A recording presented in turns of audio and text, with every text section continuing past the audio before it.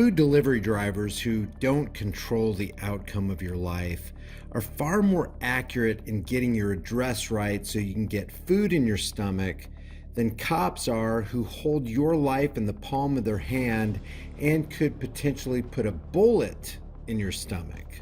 Why is that? In June of 2022, South Bend, Indiana resident Amy Hadley watched helplessly as police raided and then destroyed her home. And why did they raid her home? Because they were looking for a man who had nothing to do with her or her home.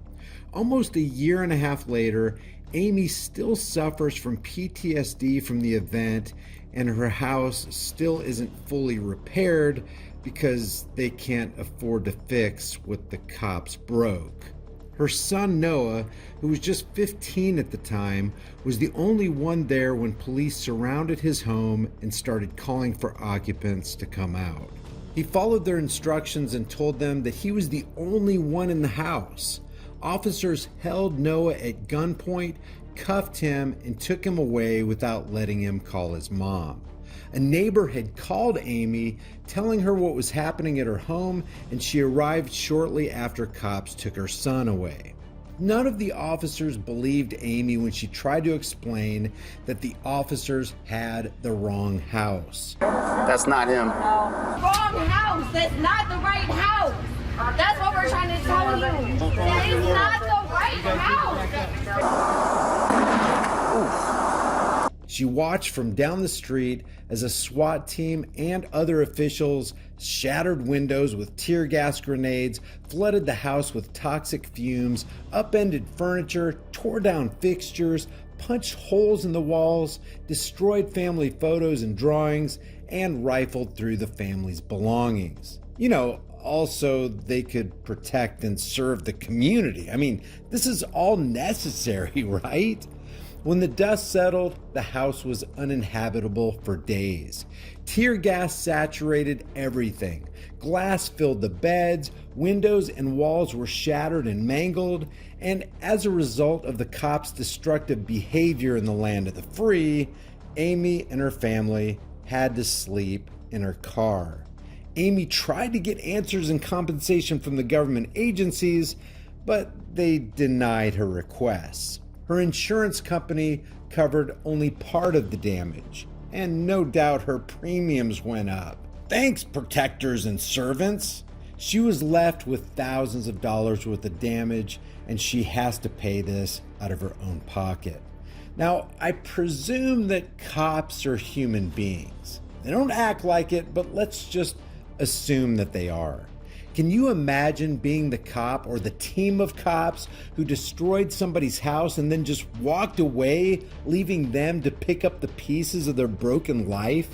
If you or I did this, wouldn't we try to get our fellow officers together in some kind of half-hearted attempt to fix what we and our comrades broke? I mean, it only seems right? When the government deliberately destroys an innocent owner's property to serve public interests, in this case, public safety, both the Indiana Constitution and the U.S. Constitution require the government to compensate the homeowner. By the way, they were after a guy who committed some crime, and they got a bad tip about this guy being in Amy's house, which was totally false. The local governments in this case determined that the public benefit of trying to apprehend a fugitive outweighed the costs of damaging Amy's property in the process. And this by no means is a rare incident. Chicago police, for one small example, according to an Inspector General report, raided the wrong house at least 21 times between 2017 and 2020. Now, one is bad enough, but because of shoddy reporting, which was also revealed by the Inspector General's report, this isn't even a fraction of the number of times this has happened from this one department. The Chicago Office of Inspector General released its final report in June of 2023 on the Chicago Police Department's search warrant policies, concluding that CPD's inadequate record keeping made it impossible to count or fully analyze wrong door raids. Gee, I wonder why they kept inadequate records for these events. The records the Inspector General did get, though, showed that inexperience and failures to do basic investigative work contributed to botched raids. The CPD search warrant policies have been under scrutiny since at least 2020, when body camera footage was published showing officers humiliating a naked woman during a wrong door raid in 2019. Chicago police burst into the apartment of Anjanette Young based on a faulty tip and handcuffed her while she was naked. And then they forced her to stand in full view of male officers as they searched her home. Responding to the furor over Young's case, former Chicago Mayor Lori Lightfoot announced a new search warrant policy for the Chicago Police Department. The city eventually settled a lawsuit filed by Young for $2.9 million. The Chicago Inspector General said in a press release, Chicago has learned painful lessons over the last several years about what happens when the search warrants go wrong. The raid on the home of Anjanette Young laid bare deep deficits in CPD's policies and practices around the service of residential search warrants. But Young was far from the only victim. A Chicago area lawyer has represented 11 families in separate lawsuits who all say CPD pointed guns at their children during botched SWAT raids. A years-long investigation by the local news outlet CBS 2 repeatedly uncovered Chicago SWAT teams relying on unverified search warrants to ransack houses, hold families, including children, at gunpoint, and in one case, handcuff an 8-year-old child.